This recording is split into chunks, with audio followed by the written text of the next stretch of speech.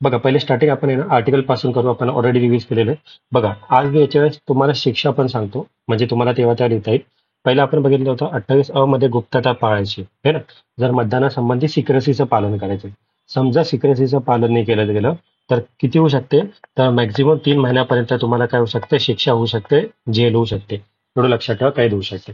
आणि द्रव्यदंड पण पहा, यावेळेस मी जेव्हा सांगतो शिक्षा, त्याच्यामध्ये एक तर शिक्षा होणार, एक तर द्रव्यदंड होणार, प्लस किंवा दोन्ही होणार असं ऑप्शन असेल. म्हणजे शिक्षा, द्रव्यदंड किंवा दोन्ही. तर एक एक लिहित चला. म्हणजे काय, जर का तुम्ही गुप्तता पाळली नाही तर मॅक्झिमम 3 महिन्यापर्यंत शिक्षा होऊ शकते. ओके. त्याच्यानंतर 28 मध्ये काय आहे, की जर का एखादा मतदाराचा ऑफिसर जो असेल, इलेक्शन घेणारा ऑफिसर असेल, त्यांनी एखाद्या उमेदवाराला हेल्प केली तर त्या केसमध्ये 6 महिन्यापर्यंत शिक्षा होऊ शकते. जास्तीत जास्त 6 महिन्यापर्यंत शिक्षा, द्रव्यदंड आणि दोन्ही असं होऊ शकतं.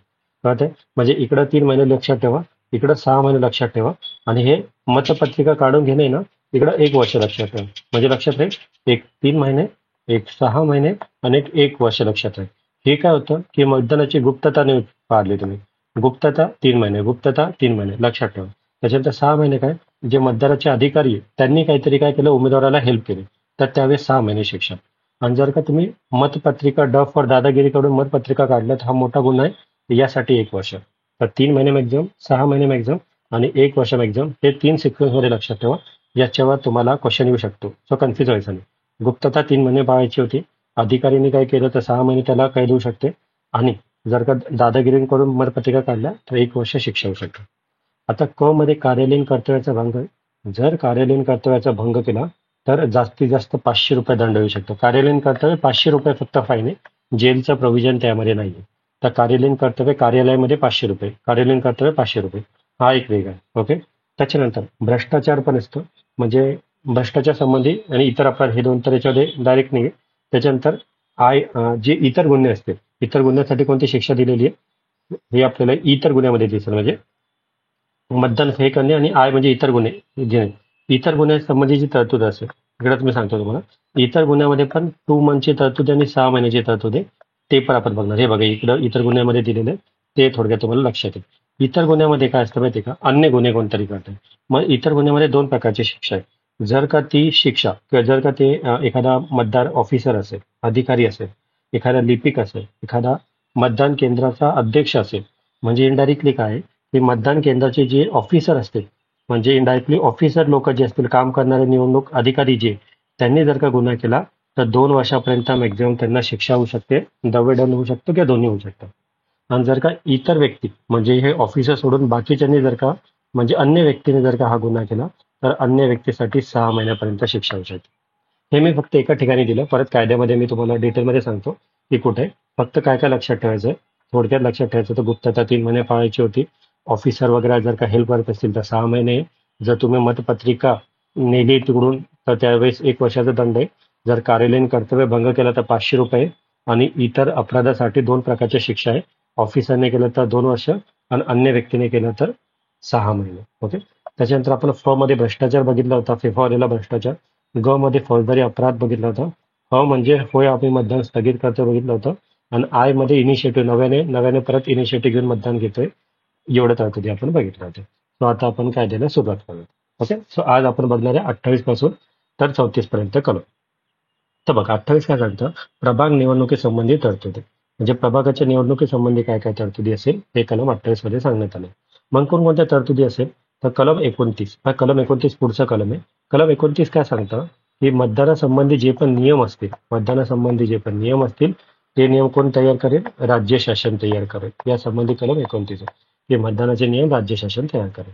मग त्याप्रमाणे कलम 29 मध्ये आपण काही नियम ठरवले होते, आणि त्याप्रमाणे गुप्त मतदान केलं. एक तर या 28 मध्ये एक तर काय, 3-4 गोष्टी खूप महत्वाच्या आहेत. 28 मधल्या तुम्ही एका बाजूला लिहू शकता. 28 मध्ये एक सगळ्यात महत्वाचं आहे, की तुम्हाला मतदान काय घ्यायचंय, गुप्त मतदान घ्यायचं. सिक्रेसी जी आहे ती मेंटेन ठेवायची आहे. आता त्याच्यानंतर जर का इक्वल मध्ये पडली, पुढचं पण बघा, ज्या व्यक्तीने उमेदवाराचे नाव, कलम 27, आपण 27 नॉमिनेशन फॉर्म बद्दल बघितलं होतं, जर का त्याच्यामध्ये विधिग्राह्य रीतीने नामनिर्देशित म्हणून राज्य निवडणूक आयुक्ताकडे प्रसिद्ध केले नसेल तर अशा उमेदवाराला मत घेतले जाणार नाही. म्हणजे हे पण सगळं प्रोसिजर सांगितले, तरतुदी सांगितले, की समजा 27 अंतर्गत एखाद्या व्यक्तीचं नाव नॉमिनेटेड फॉर्म नसेल तर त्याला आपण कन्सिडर नाही करू. त्याच्यानंतर जर सार्वत्रिक निवडणुकीच्या वेळी एक कोणत्याही व्यक्तीने एकापेक्षा अधिक प्रभागामध्ये मतदान केले तर एखादी व्यक्ती एकापेक्षा अधिक प्रभागात मतदान करेल तर अशा सर्व प्रभागातील तिचे मते शून्य होतील. बघा काय होतं माहिती का, आपण प्रभाग केले होते कलम 19च्या अंतर्गत आणि आपण काय केलं होतं, हा प्रभाग 1 केला होता, हा प्रभाग 3 केला होता, हा प्रभाग 9 केला होता समजा. आता हा व्यक्ती होता, याने काय केलं, या प्रभागामध्ये पण मतदान केलं, या प्रभागामध्ये पण मतदान केलं आणि या प्रभागामध्ये खूप साऱ्या प्रभागामध्ये मतदान केलं. तर काय होतील तर त्याचे सर्व जे मत आहे ते शून्य मानले जाते. म्हणजे याचे मत काय झाले, शून्य झाले. म्हणजे एकापेक्षा जास्त प्रभागामध्ये मत केलं तर त्याचं मतदान शून्य किंवा 0 कन्सिडर होईल, म्हणजे त्याच्या मताला व्हॅल्यू नसेल. ही कलम 28 मध्ये सांगितलं. ओके. तर कलम 28 मध्ये पहिला पॉईंट होता की मतदानासंबंधी गुप्तता पाळायची. सेकंड होता की एकापेक्षा अधिक प्रभागामध्ये जर का तुम्ही मतदान केलं तर ते नल अँड व्हॉइड असेल. थर्ड बघा, जर सार्वत्रिक निवडणुकीच्या वेळी कोणत्या व्यक्तीने एकापेक्षा अधिक प्रभागामध्ये मतदान केलं. पुढचं बघा, जर एखाद्या व्यक्तीने एका प्रभागाच्या मतदार यादीमध्ये एकापेक्षा अधिक नाव असेल. आता समजा परत हे आपला प्रभाग होते वेगवेगळे आणि समजा हे P1 होतं आणि या P1च्या प्रभाग यादीमध्ये ना त्या व्यक्तीचं नाव 2 ठिकाणी होतं. म्हणजे इकडं पण त्याचं नाव होतं वरती आणि कुठे इकडं पण त्याचं नाव होतं. मग त्याने इकडं पण मतदान केलं, इकडं पण, म्हणजे एकाच प्रभागामध्ये त्याने दोनदा मतदान केलं. कळतंय का? म्हणजे एखाद्या मतदार यादीमध्ये एकापेक्षा अधिक वेळा त्याचे नाव आले असेल आणि एकाच प्रभागात एकापेक्षा अधिक वेळा त्याने मतदान करता कामा नये आणि जर का त्याने असं केलं तर त्याचे मत सर्व शून्य येतात. ओके. म्हणजे कलम क आणि कलम पुढचा क अ समजलं. ओके. पहिल्यामध्ये काय होतं की खूप सारे म्हणजे 2 प्रभागामध्ये त्याने व्यक्तीने मतदान केलं तरी पण त्याचं मतदान नल वन व्हाईट ठरणार आणि एका प्रभागामध्ये जरी 2-4दा त्याचं नाव आलं असेल आणि त्याने जर का वेगवेगळ्या वेळेस मतदान केलं म्हणजे 2-4दा मतदान केलं तरी पण त्याचे मत शून्य मानली जाणार. कळतंय? हे बेसिक आहे, तुम्हाला कळलं वगैरे, पण शून्य मानली जाणार. तुम्हाला इकडे कन्फ्युज करतील की त्याचं एक मत कन्सिडर केलं जाईल किंवा काय केलं जाईल असं. आणि सगळ्यात शेवटी की जिला सर्वात अधिक मतं पडले तो विनर. आपल्याकडे असंच आहे ना, ज्याला सगळ्यात जास्त मतं पडतात तो विनर. सो याच्यामध्ये काय काय दिलंय कलम 28 मध्ये थोडक्यात बघा. एक तर काय, मतदानाची गुप्तता पाळायची. ओके, गुपित ठेवायचं मतदान. सेकंड नंतर त्याच्यामध्ये सांगितलं की एक प्रभाग होते, म्हणजे प्रभाग P1 आणि P2 हे 2 प्रभाग होते आणि त्याने काय केलं, 2 प्रभागामध्ये मतदान केलं तर त्याचे मत काय होणार, शून्य कन्सिडर होणार. ओके. त्याच्यानंतर बघितलं की P1 हा एकच प्रभाग होता आणि त्याच्यामध्ये त्याचं नाव दोनदा होतं, वरती पण होतं खाली पण होतं. परत त्याने दोनदा मतदान केलं तर तेव्हा पण त्याचं मत काय होणार आहे, शून्य होणार. ओके. आणि त्याच्यानंतर पुढचा पॉईंट आहे की समजा ए आणि बी कॅन्डिडेट आहे, त्यांना इक्वल मतं पडले. हे 2 उमेदवार होते. ए ला पण समजा 50 मतं पडली आणि बी ला पण 50 मतं पडली, म्हणजे दोघांना इक्वल मतं पडली. मग आता विनर कसा डिसाईड करायचा ना या दोघांपैकी, मग या संबंधी तुम्हाला ऑप्शन देतील की अशा वेळेस विनर कोण डिसाईड करणार, तर राज्य शासन ठरवेल एकापैकी कोणाला किंवा चिठ्ठ्या टाकून ठरवलं जाईल किंवा पुन्हा निवडणूक घेतली जाईल. तर या केसमध्ये इक्वल मतं पडलं तर चिठ्ठ्या टाकल्या जातात, एवढं लक्षात ठेवा. हे पण कलम 28 मध्ये सांगितलं की समसमान मते पडल्यास चिठ्ठ्या टाकून निर्णय घेतला जाईल. हे बघा, आता या ठिकाणी सांगितलं की काय उमेदवाराला समसमान मते पडले असल्यास काय करायचे, फक्त एवढं लक्षात ठेवा, चिठ्ठ्या टाकून निर्णय घेतला जाईल. राज्य निवडणूक आयोग सक्षम आयुक्ताला निर्धारित करतील आणि ते सगळं बघतील. ओके. सो कलम 28 मध्ये सगळ्यात महत्वाचे प्रोव्हिजन आपण एकतर मतदानाची सिक्रेसी पाळायची आहे किंवा त्याच्यामध्ये एकापेक्षा अधिक प्रभागामध्ये मतदान नाही करायचंय. एका प्रभागामध्ये खूप वेळेस नाव असलं तरी पण एकदाच मतदान करायचंय आणि समान मते पडले तर चिठ्ठ्या टाकायच्या आहे, एवढं बघितलं. आणि जर काही गुप्तता पाळली नाही तर इकडे बघा 3 महिन्यापर्यंत, म्हणजे जर एखाद्या उमेदवाराने, पुढचा एक पॉईंट इकडून महत्वाचा होता, जर एखाद्या उमेदवाराला एकापेक्षा अधिक प्रभागासाठी नगरपालिका सदस्य म्हणून निवडून आला असेल. आता काय झालं माहिती का, आपण 2 प्रभागामध्ये म्हणजे एखादा मेंबर उभा राहिला होता, हा P1 मध्ये पण तो जिंकला आणि P3 मध्ये पण जिंकला. म्हणजे बघा, P1 मध्ये पण ए जिंकला आणि P3 मध्ये पण ए जिंकला, म्हणजे एकच उमेदवार 2 ठिकाणी जिंकलाय ना. मग राज्य निवडणूक आयुक्त काय करतात, त्याला लेखी नोटीस देतात आणि 3 दिवसाचा त्याला वेळ देतात की बाबा बघ, तू P1 मध्ये पण जिंकलाय, P2 मध्ये पण जिंकलाय, तुला आम्ही 3 दिवसाचा वेळ देतो, 3 डेजचा वेळ लेखीमध्ये देतो.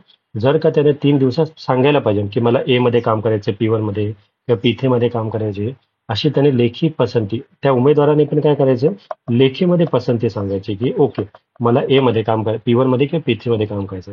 आता समजा त्याने 3 दिवसाच्या आत, हे 3 दिवसाच्या आत त्याने सांगितलं नाही की त्याला कुठं काम करायचंय, तर त्याला दिलेला जो अवधी असेल तो संपेल आणि मग इलेक्शन कमिशन निर्णय घेणार की त्याला कुठं टाकायचंय. त्यावेळेस त्याच्याकडे ऑप्शन नाही. म्हणजे बाबा तू P1 मध्ये पण निवडून आला, P3 मध्ये पण निवडून आला, आम्ही तुला 3 दिवसाचा कालावधी दिला, तुम्हाला क्वेश्चन या 3 डे वर बनेल, नक्की बनवू शकता. तर 3 दिवसाचा कालावधी दिला, तू एकही सिलेक्ट केला नाही तर तुला दिलेला कालावधी आता संपला आहे. आता आम्ही जो देऊ तुला, P1 मध्ये कामाला सांगू किंवा P3 सांगू, तुला जे आम्ही सांगू ते तुला ऍक्सेप्ट करावं लागेल आणि जर ते त्या उमेदवाराने मान्य केलं नाही तर मग त्याचे म्हणजे तो मग दोघं याच्यातून डिस्क्वालिफाय होतो. कळते? तर हे लक्षात ठेवा. म्हणजे आपण 28 मध्ये एक तर गुप्तता पाळली, त्याच्यानंतर समान मते पडल्या चिठ्ठ्या घेतल्या, त्याच्यानंतर एकच उमेदवार 2 जागा निवडून आला असेल तर त्याला 3 डेचा कालावधी दिला, त्याच्यात पण त्याने मान्य नाही केलं तर मग त्याचे म्हणजे इलेक्शन कमिशन सांगेल त्याप्रमाणे. ओके. पुढचं बघा. जेव्हा एखादा पसंती घोषित करण्यात आली असेल तेव्हा उपरोक्त उमेदवार, आता याच्यात पुढचा उमेदवार कसा आहे, जेव्हा अशी पसंती घोषित करण्यात आली तेव्हा उपरोक्त उमेदवार ज्या प्रभागात काम करत नसेल त्या प्रभागात ज्या उमेदवाराने नोंदवलेली मते देण्यात आली नाहीत. आता काय नाही, कन्फ्युजिंग लँग्वेज आहे, हे मी पॉईंट तुम्हाला सांगतो. बघा काय झालं माहिती का, हा ए उमेदवार होता, हा बी उमेदवार होता, आणि यांनी काय केलं होतं, या P1 प्रभागामध्ये आणि P2 मध्ये लढले होते. आता A1 काय, जो ए होता ना कॅन्डिडेट, हा P1 मध्ये पण जिंकला आणि P2 मध्ये पण जिंकला. ओके. आणि ना जो पी कॅन्डिडेट होता ना, तो P1 मध्ये सेकंड रँकवर होता. म्हणजे P1 मध्ये जो जिंकणारा ए होता आणि जो बी कॅन्डिडेट होता तो सेकंड रँकवर आला. मग समजा एने जर का हे P2 मतदारसंघ ऍक्सेप्ट केला असेल तर मग ऑटोमॅटिकली बी ला P1 भेटेल. कळतंय का तुम्हाला? थोडं कॉम्प्लिकेटेड झालं. बघा, समजा जो विनर होता त्याने त्याच्या आवडीचा मतदारसंघ निवडून घेतला, तर उरलेला मतदारसंघ जो आहे त्याच्यामध्ये जो सेकंड नंबरचा कॅन्डिडेट असेल त्याला तिकडं विनर घोषित केले जाईल. त्या ठिकाणी परत निवडणूक होणार नाही. कळतंय का? म्हणजे या ए ला 2 ऑप्शन होते, राईट? ए कडे 2 ऑप्शन होते, P1 आणि P3.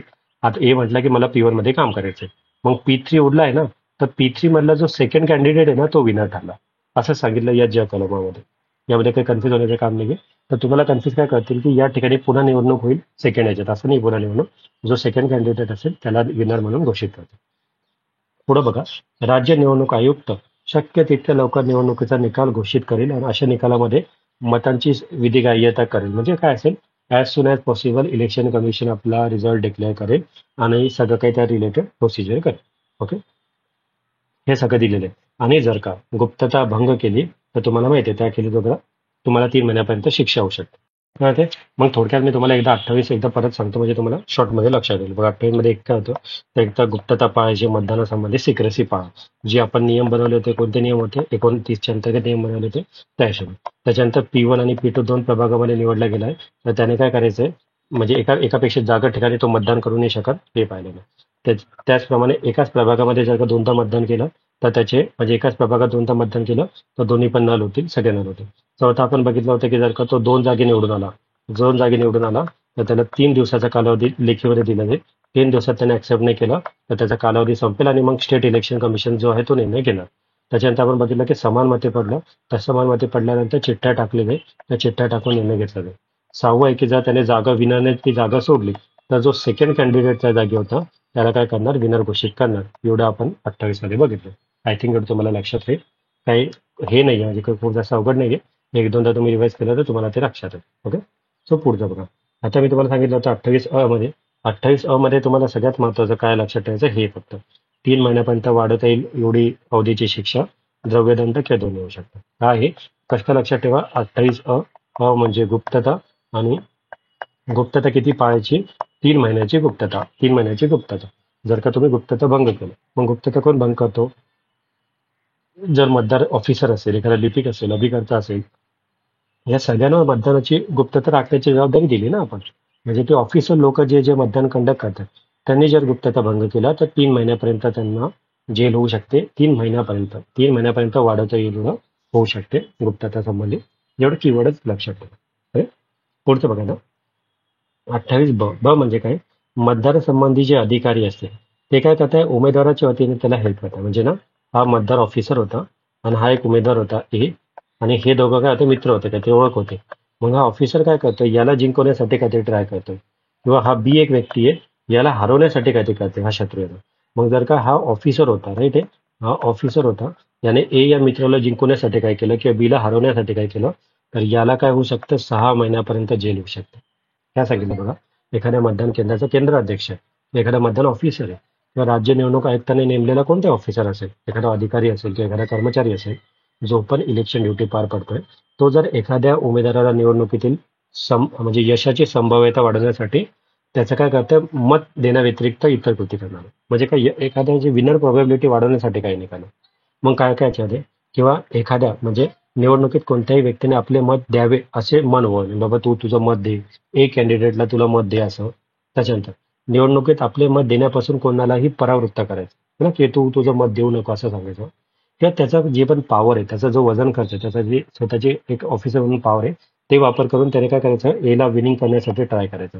असं जर झालं तर 6 महिन्यापर्यंत वाढवता येईल एवढा तुम्हाला दवे म्हणजे शिक्षा होऊ शकते, कैद होऊ शकते, किंवा किंवा दिलंय किंवा दंड होऊ शकतो किंवा दोन्ही होऊ शकतं.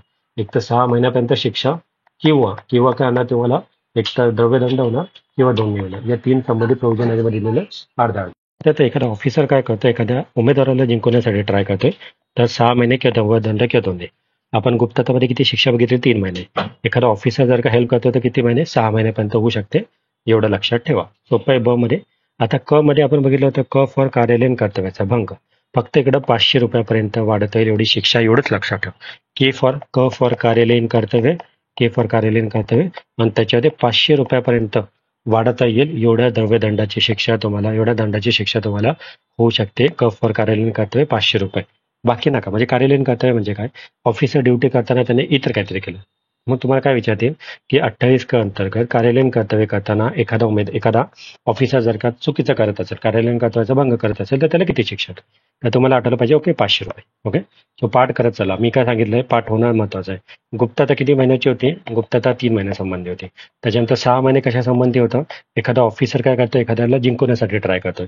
त्याच्यानंतर 500 रुपये कुठं होतं, कार्यालयीन कर्तव्याचा भंग करतोय. 1 वर्ष कुठं होतं, या ड मध्ये दादागिरी करून जर का तुम्ही मतपत्रिका काढली तर 1 वर्षापर्यंत अपराध होऊ शकतो. शिक्षावर क्वेश्चन येणार, 1 लाईनर क्वेश्चन शिक्षावर बनतात. सो शिक्षा लक्षात असू द्या. बघा, ड सांगितलं होतं, ड मध्ये 1 वर्षापर्यंत अपराध होऊ शकतो.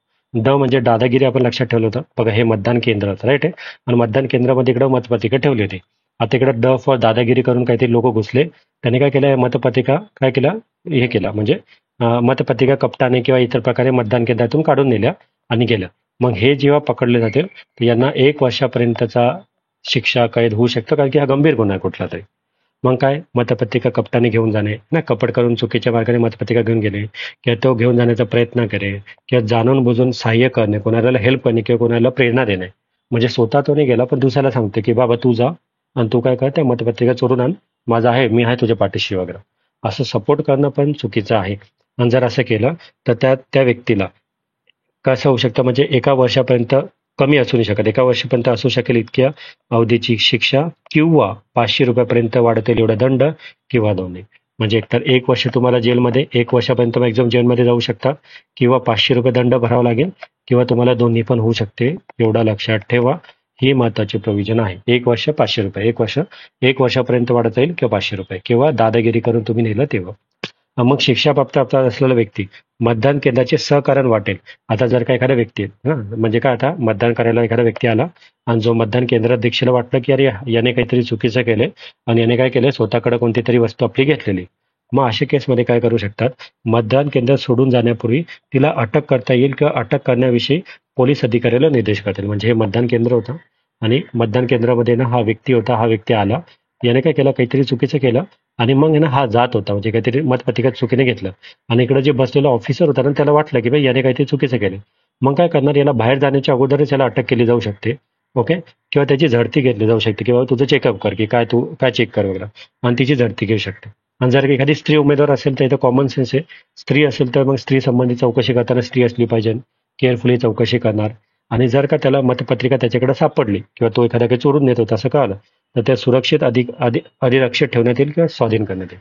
थोडक्यात काय की बाबा तुम्हाला काय सिक्रेसी मेंटेन करायची. मग इकडून जर का चुकीने घेऊन जात होता, याला अटक करण्याची प्रोव्हिजन, याची झडती घेण्यासंबंधी प्रोव्हिजन सगळं ड मध्ये येतं. ड फॉर दादागिरी येते. असं करण्याचा प्रयत्न करणं, किंवा या संबंधी अपप्रेरणा कोणाला देणं, कोणाला हेल्प करणं, सगळं काही केलं तर 1 वर्षापर्यंत किंवा 500 रुपये होऊ शकतात. परत एकदा शिक्षा बघा तुम्हाला गुप्तता संबंधी एकदा का एवढ्यांदा रिपीट करतो, तुम्हाला पाठ झालं पाहिजे. 3 महिन्याची गुप्तता होती. त्याच्यानंतर ऑफिसरने जर का कोणती हेल्प केली ना, ऑफिसरने हेल्प केली तर 6 महिन्यापर्यंत शिक्षा होती. जर का कार्यालयीन कर्तव्य क मध्ये कार्यालयीन कर्तव्याचा भंग केला तर 500 रुपये तुम्हाला दंड होईल. आणि जर का दादागिरी करून तुम्ही मतपत्रिका नेली तर 1 वर्षापर्यंत किंवा 500 रुपये एवढं होईल. हे पाठ झालं पाहिजे. होणार तुम्हाला पाठ.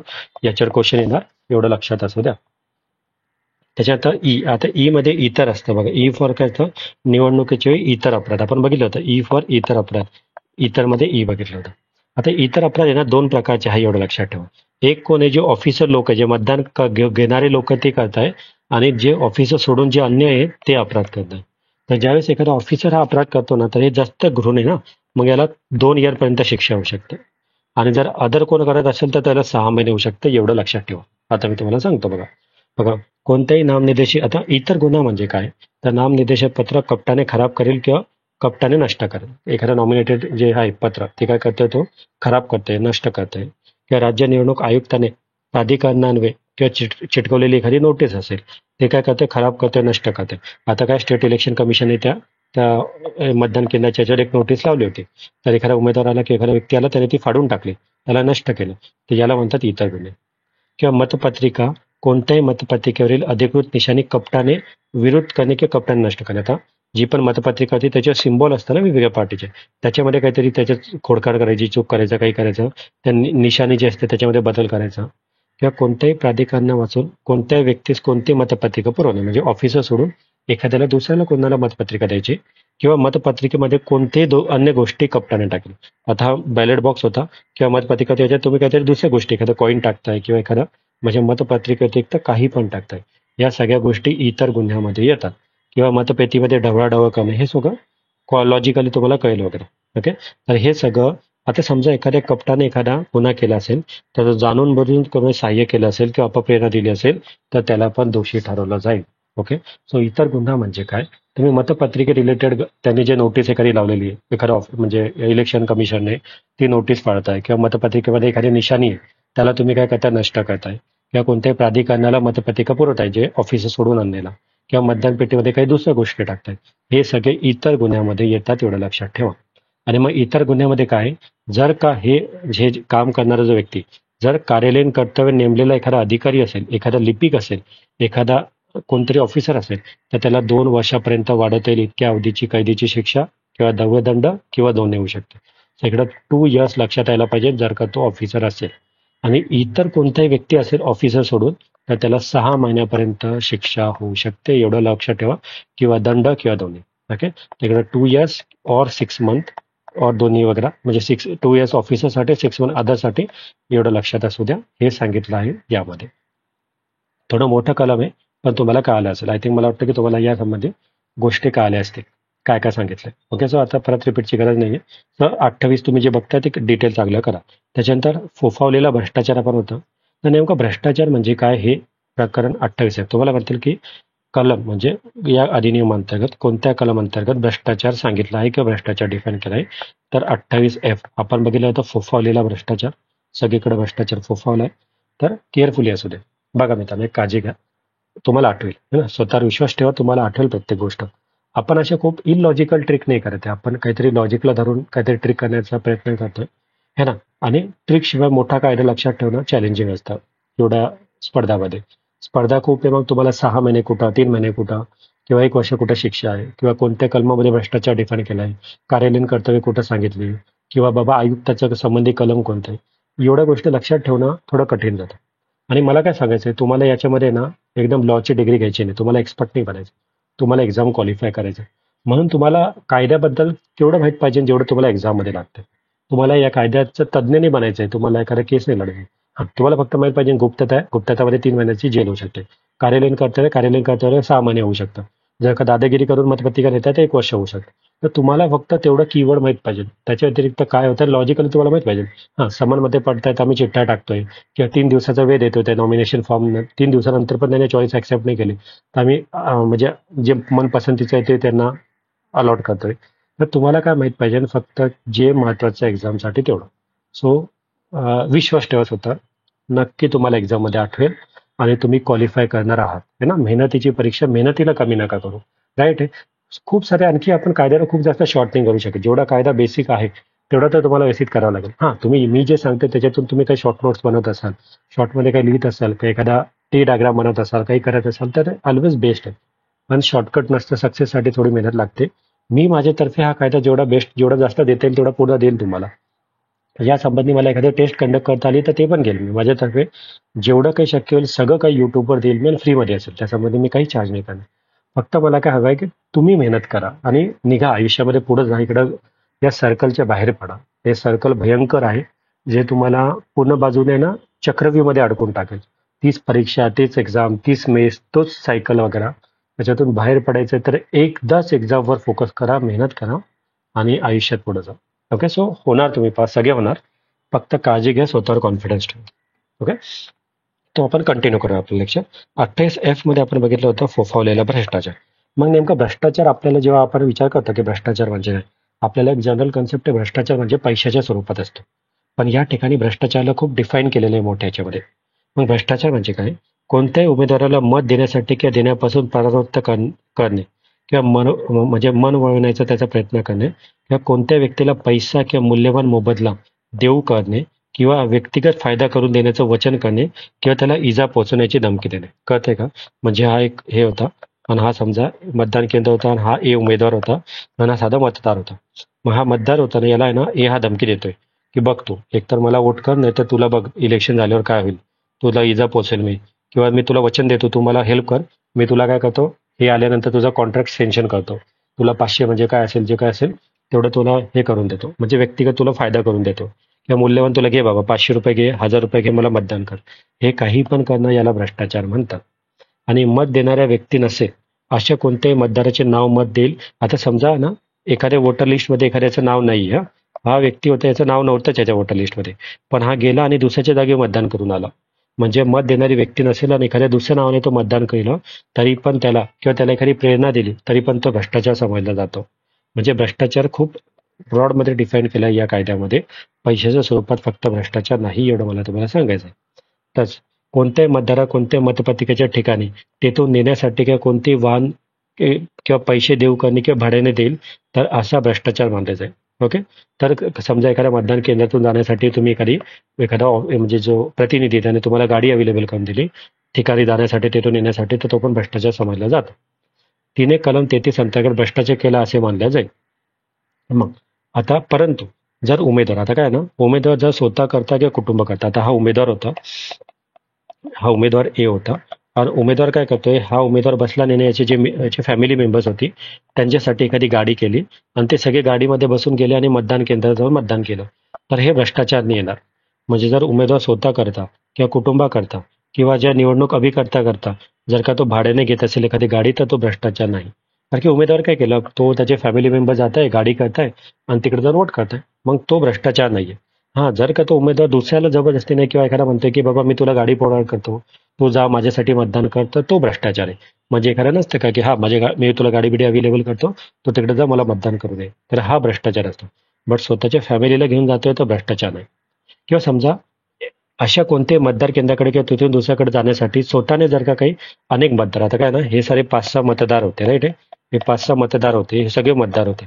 आता मतदान केंद्र कुठेतरी लांब होतं, मग यांनी काय डिसाईड केलं, आपण काय करू, सगळेजण मिळून एक गाडी करू स्वखर्चाने आणि आपण सगळेजण जाऊ तिकडे मतदान करून येऊ. तर हा पण भ्रष्टाचार नाहीये ना, कारण की हे मतदार होते, यांना जायचं होतं, यांनी काय केलं, भाड्याने गाडी घेतली स्वतःच्या पैशाने आणि ते गेले आणि तिकडे मतदान करून आले, तर हे भ्रष्टाचार आहे का? हा भ्रष्टाचार नाही. परंतु जर एखादा उमेदवार त्यांना पैसे देते किंवा त्यांना जाण्या येण्यासाठी व्यवस्था करते, तर तो भ्रष्टाचार असतो. ओके, त्याच्यात कोणत्याही मतदाराने अशा कोणत्याही मतदान केंद्राच्या ठिकाणी जाण्यासाठी किंवा तेथून परत येण्यासाठी आपल्या खर्चाने एखादी वाहतुकीचं वाहन घेतलं, कोणती गाडी घेतली, तर तो भ्रष्टाचार नाही. आणि व्यक्तिगत फायदा म्हणजे काय, याच्यात सांगितलं ना की भ्रष्टाचारमध्ये व्यक्तिगत फायदा येतो, पण व्यक्तिगत फायदा म्हणजे काय, तर त्याच्यात हे लक्षात घ्या, इम्पॉर्टंट आहे बघा. महानगरपालिकेपुढे विचाराधीन असलेल्या कोणत्याही विशिष्ट उपाययोजनेच्या बाजूने किंवा विरुद्ध मत देण्याविषयी वचनाचा समावेश होत नाही. म्हणजे बघा, इंटरेस्टिंग आहे. आता ना ही मनपा आहे ना, बीएमसीची मनपा होती आणि ना हा उमेदवार होता ए उमेदवार आणि हे सगळे काय होते, त्याचे मतदार होते. ओके, हे सगळे होते मतदार. आता आहे ना, मनपा समोर काहीतरी फ्युचरमध्ये योजना येणार आहे की ते ना, आम्ही तुमच्या वॉर्डमध्ये काय करणार आहे, पाण्यासंबंधी सुविधा करणार आहे, हे मनपाच्या विचाराधीन आहे. मग एका सांगते की बघा तुम्ही मला मतदान करा, मी तुम्हाला वचन देतो की मी निवडून आल्यानंतर तुमच्या वॉर्डमध्ये काय, मनपासमोर आमचा प्रपोजल आहे की तुमच्या वॉर्डमध्ये आम्ही एखादी विहीर बनवू किंवा तुमच्या वॉर्डमध्ये आम्ही पाण्याची व्यवस्था चांगली करू किंवा तिकडचे नाल्या साफ व्यवस्थित करू. तर हे जे वचन तो देतोय, हे त्याचं पर्सनल वचन नाहीये, हे तो कॅपॅसिटीमध्ये काय देतोय की मनपामध्ये मी निवडून आल्यानंतर तुमच्यासाठी हे काम करेल. ओके, तर याला भ्रष्टाचार म्हणणार नाही. समजतंय का? काय की ते उपाययोजनेच्या बाजूने किंवा विरुद्ध किंवा त्याच्या विरुद्ध तो काही म्हणत असेल तर हे येणार नाही. कळतंय? म्हणजे तुम्ही मला मतदान करा, तुमच्या सगळ्यांसाठी भल्यासाठी मी एखादं काही पण काम असेल जे मनपा अंडर करतात, तर ते भ्रष्टाचार नाही होणार. परंतु जे बी मध्ये दिलेलं आहे ना, तो भ्रष्टाचार आहे. तो खालचं प्रोविजन बघा 2 मध्ये. जर अशा तरतुदीच्या अधीनतेने एखाद्या व्यक्तीने खुद आपल्या लाभासाठी किंवा तिच्याविषयी जिची आस्था वाटते अशा कोणत्याही व्यक्तीच्या लाभासाठी वचनाचा समावेश होतो. पण आता समजा हा परत ए हा उमेदवार होता आणि हे त्याचे मतदार होते. आता काय करतोय हा स्वतःच्या फायद्यासाठी म्हणतोय, म्हणजे खुद आपल्या लाभासाठी तो म्हणतोय की बघा तुम्ही मला निवडून द्या, मी तुम्हाला प्रोजेक्ट देतो. तुम्ही मला निवडून द्या, मी तुमच्या भल्याचं म्हणजे तुम्हाला काहीतरी मनपाकडून एखादा प्रोजेक्ट सँक्शन करून देतो. तर यामध्ये याचा स्वतःचा लाभ आहे, स्वतःचा पर्सनल लाभ आहे. तर हे भ्रष्टाचार येणार, या भ्रष्टाचाराच्या डेफिनेशन मध्ये येणार. म्हणजे महानगरपालिकेची एखादी पॉलिसी आहे ते विचारात घेऊन तुम्ही मत मांडताय तर तो भ्रष्टाचार नाहीये. बट स्वतःच्या फायद्यासाठी मत मांडताय तर तो भ्रष्टाचार आहे, एवढं लक्षात घ्या. या कायद्याअंतर्गत 28F मध्ये भ्रष्टाचार डिटेलमध्ये डिफाईन केला आहे. ओके. त्याच्यानंतर ग बघा, ग काय होतं, भ्रष्टाचार हा फौजदारी अपराध आहे. एवढंच एक लाईनच लक्षात ठेवा, भ्रष्टाचार हा फौजदारी अपराध आहे 28G मध्ये सांगितलंय. आणि त्यासंबंधी अशी शिक्षा काय तर 200 रुपयापर्यंत अधिक नसेल अशी द्रव्यदंडाची शिक्षा यावरती प्रोव्हिजन मध्ये दिलेलं. फक्त भ्रष्टाचार हा फौजदारी गुन्हा आहे आणि त्यासंबंधी काय 2 महिन्यापर्यंतची शिक्षा, 200 रुपयापर्यंतची शिक्षा असं काय सांगितलं आहे, एवढं लक्षात असू दे. त्याच्यानंतर ह बघा, मतदान स्थगित करणे. आपण बघितलं होतं ना की होय मी मतदान स्थगित करतो. म्हणजे काय असतं माहिती का, समजा एखादं मतदान केंद्र होतं, राईट आहे. तर मतदान केंद्रामध्ये एखादी दंगल वगैरे झाली किंवा एखादी हिंसा झाली किंवा मतदानामध्ये कोणता तरी अडथळा आला किंवा समजा एखादा भूकंप आला किंवा एखादा फ्लड आलं, एखादी नैसर्गिक आपत्ती आली किंवा कोणत्याही कारणामुळे जर का मतदान केंद्रात मतदान घेणं पॉसिबल नसेल, शक्य नसेल, असं जर का ते राज्य निवडणूक आयुक्ताला किंवा त्या संबंधित जे ऑफिसर आहे त्यांना वाटलं किंवा केंद्राध्यक्षांना वाटलं तर ते असे अधिसूचित करते, नोटिफाय करतील की आपण काय पुढच्या दिनांकापर्यंत मतदान स्थगित करतोय आणि मग त्या संबंधी सगळा निर्णय ताबडतोबपणे घेतला जाईल. ज्याच्या मतदार अध्यक्षाला पण वाटतं तर ते निर्णय घेतील की अरे कॅलॅमिटी आली आहे किंवा हिंसाचार झाला इकडं किंवा दंगल झाली आहे आणि आता काही मतदान घेणं शक्य नाही, तर आज जी तारीख आहे आपण पुढच्या 15 तारखेला मतदान घेऊ असं सांगतील ते. समजा आजची तारीख होती, समजा 5 ऑक्टोबर होती समजा, मग 5 ऑक्टोबरला काही शक्य झालं नाही तर ते म्हणतील की ठीक आहे आपण काय करू, एवढ्या एवढ्या दिवसापर्यंत स्थगित करतोय आणि आपण पुढचं मतदान काय करू, 23 ऑक्टोबरला पुढचं मतदान घेऊ असं पुन्हा ते सांगतील, पुढची तारीख वगैरे सगळं सांगतील. आता पुढे बघा, राज्य निवडणूक आयुक्त शक्य तितक्या लवकर पुन्हा मतदान घेण्यासाठी काम करेल, किती पॉसिबल आहे त्यासंबंधी एखादा दिवस निश्चित करेल, सगळं काही वेळ निश्चित करेल.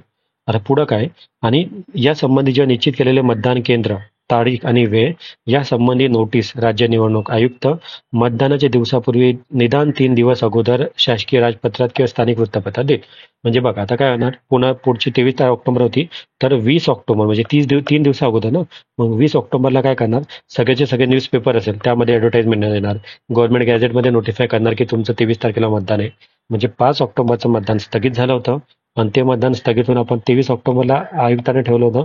मग त्याच्या मिनिमम 3 दिवस अगोदर म्हणजे समजा 20 ऑक्टोबर, तर 20 ऑक्टोबरला तो सगळं गॅझेटमध्ये सांगेल की हां आपल्याला 3 दिवसानंतर आपलं मतदान होतंय, मतदान या ठिकाणी होणार आहे, मतदानाची वेळ एवढ्या एवढा असेल, किंवा लोकल न्यूजपेपर आहे त्याच्यामध्ये पण सांगते. तर याला म्हणतात स्थगित करणं. तुम्हाला क्वेश्चन कुठं बनू शकतो, 3 दिवसावर क्वेश्चन बनू शकतो की किती दिवसा अगोदर. तर 3 days जो आहे ना, त्या 3 दिवसावर तुमचा क्वेश्चन बनू शकतो याच्यावर. किती दिवसा अगोदर, तर 3 दिवस. तुम्ही अशी डायग्राम काढून घेत जा, 25 ऑक्टोबर हे 20 ऑक्टोबर हे 23 ऑक्टोबर हे 5 ऑक्टोबर, इकडे 3 डे, म्हणजे तुम्हाला पाठांतर नाही करावं लागणार. एक्झामच्या वेळेस तुम्हाला हे एवढं वाक्य वाचायची गरज आहे का, एवढं मोठं काही गरज नाही ना. तुम्ही डायग्राम काढले होते, तुम्हाला कळलं होतं 5 ऑक्टोबरचं मतदान होतं, ते स्थगित झालं होतं. 23 ऑक्टोबरला मतदान होणार होतं, तर त्याच्या 3 दिवसा अगोदर म्हणजे 20 ऑक्टोबरला सांगितलं की आपण 3 दिवसात मतदान घेतोय, या ठिकाणी घेणार आहोत. सो तुमचं ते डायग्राम बघून तुमच्या 1 मिनिटात ते रिवाईज होऊन जाईल. सो जर तसं जमत असेल तर तसं करा.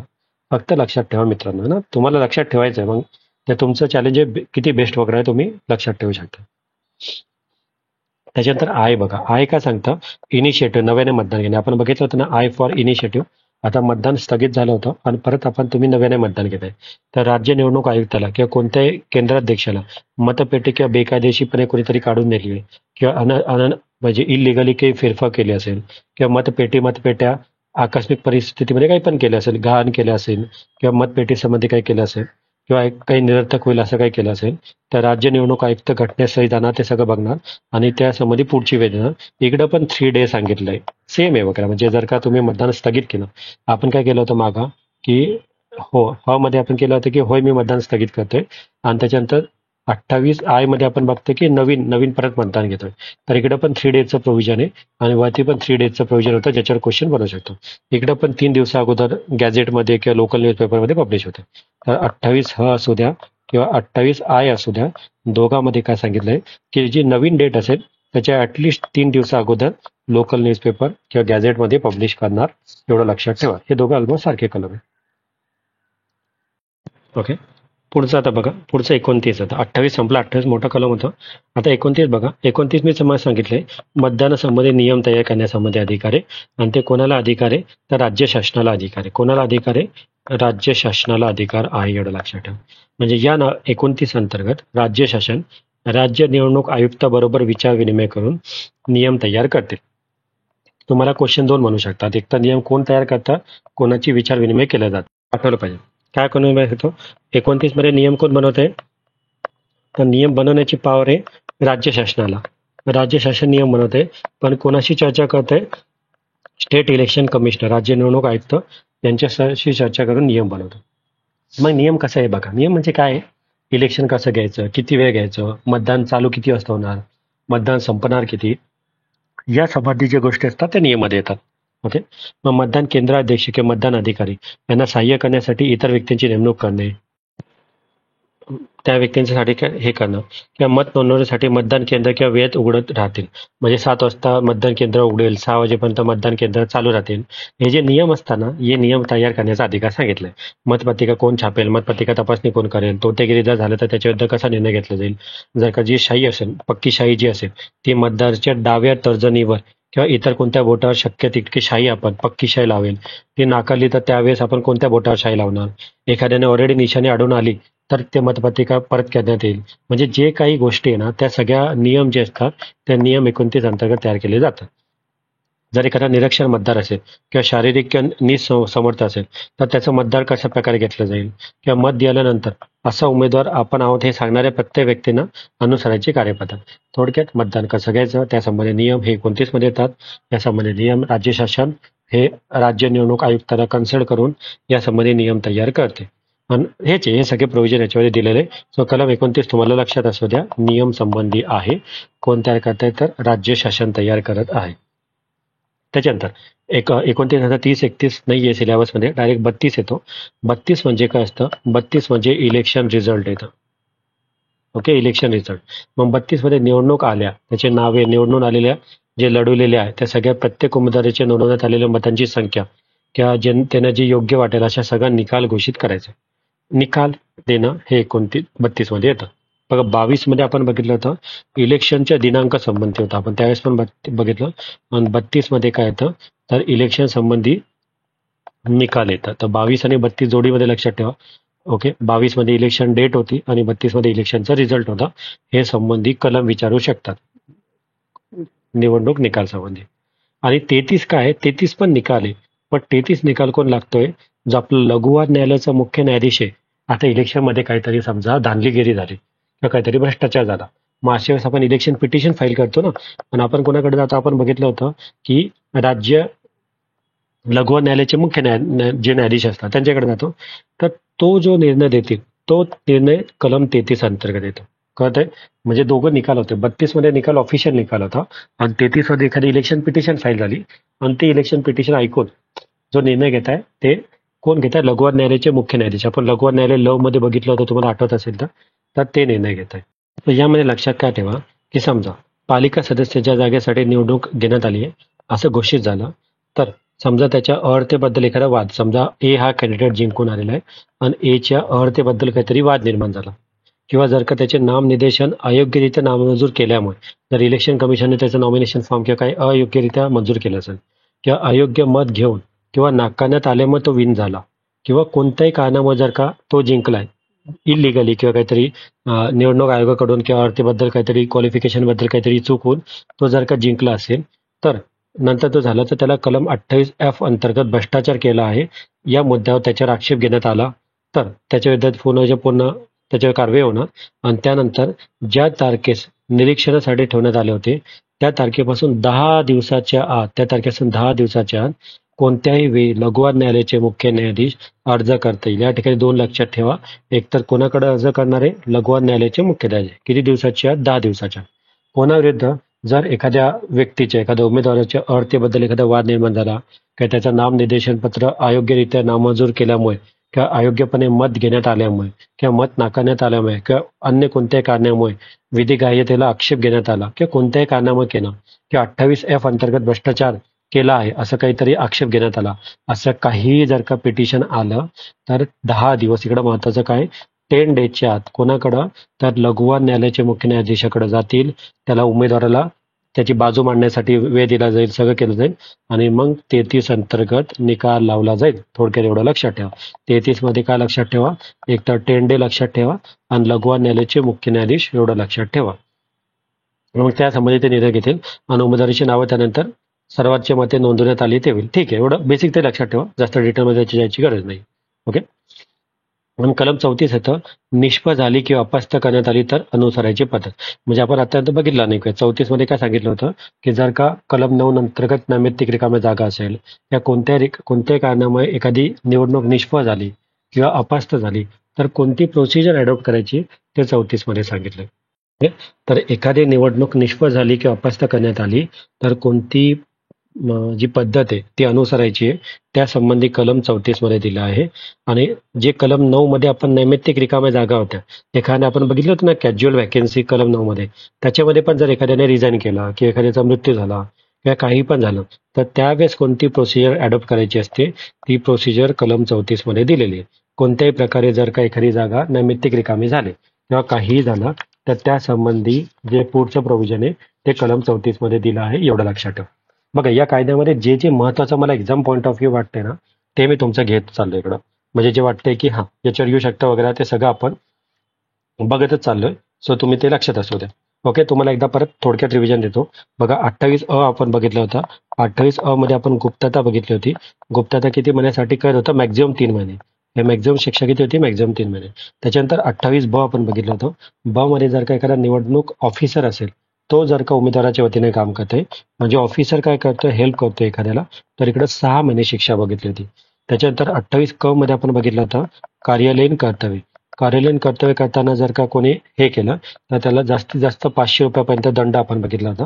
त्याच्यानंतर 28 दादागिरी करून हे आपण बघितलं होतं.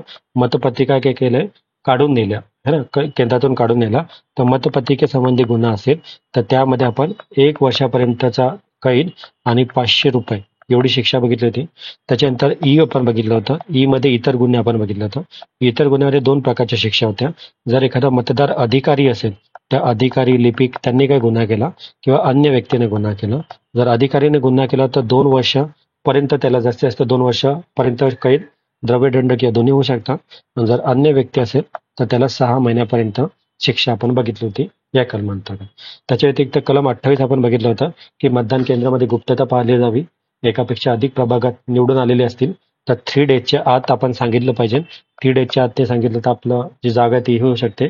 एकापेक्षा अधिक प्रभागामध्ये मतदान झालं किंवा मतदान झालं तर त्याचे जे मत आहे ते नलन होणार.